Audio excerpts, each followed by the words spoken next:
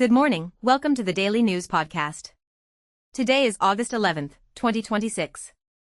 We start in the Middle East, where Benjamin Netanyahu has rejected a 15-point Gaza proposal tied to Donald Trump, but this does not look like the end of the story. Reporting suggests the door is still open to more bargaining, which matters because any movement here could reshape the war in Gaza, U.S.-Israel relations, and the wider diplomatic picture across the region. For now, it's a hard no in public, but very possibly not the final no behind closed doors. And that's the key with this one. Rejection is a headline, not always an endpoint. If talks keep going, markets and allies will be watching for any sign that this turns into a pressure campaign instead of a breakdown. Staying with the region, Donald Trump says the Strait of Hormuz is open, even as he ramps up pressure on Iran by demanding compensation during ongoing talks. That waterway is one of the world's biggest energy choke points, so every statement here lands far beyond Washington and Tehran. The immediate read for investors is simple. If shipping risk rises, oil reacts fast, and if diplomacy slips, the global economic impact can spread well beyond the Gulf.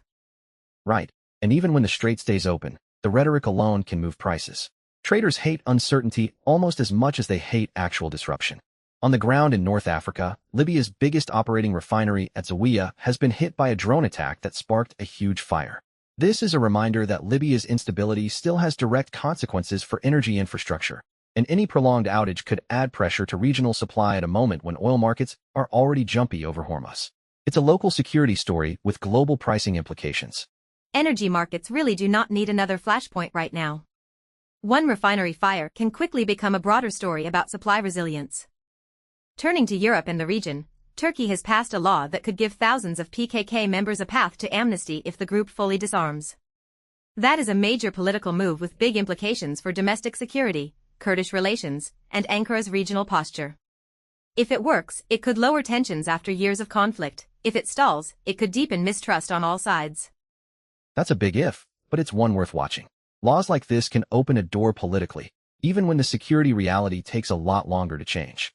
To markets now, JP Morgan has raised its S&P 500 target to 8,000, arguing that stronger earnings and more visible returns from AI spending are supporting the rally. It's a bold call, and it tells you how much confidence big Wall Street firms now have in the AI trade, even with valuations stretched and geopolitics still noisy. The message is basically this: investors are willing to keep paying up if the profit story holds. And that's the tension in one sentence. Confidence is high, but the market still has to prove that AI excitement keeps turning into real earnings, not just expensive optimism. On the tech side, OpenAI has expanded its Daybreak program with GPT 5.6 Cyber, a model built for authorized security research like vulnerability testing and exploit validation. It's also opening those frontier cyber tools to approved partners, which is a big step from internal capability to real commercial security services. The broader point here is that AI companies are no longer just selling general-purpose models. They're carving out industry-specific products where demand is urgent and budgets are large. And cybersecurity is exactly where that demand is hottest. The arms race is getting sharper, better AI for defenders, while attackers are also getting more capable. Meanwhile, Meta has unveiled Muse Glimmer, a 30 billion parameter open model designed for always-on local AI agents. This is another clear shot in the open versus closed model debate. Meta wants developers building AI that runs closer to the user, on devices and embedded systems, while also reinforcing the idea that open-weight models can shape the next generation of personal assistants and local tools without depending entirely on the cloud. That strategy could matter a lot if users decide they want more privacy, lower latency, and less dependence on subscriptions. Open models are not just an ideology fight anymore, they're a product strategy.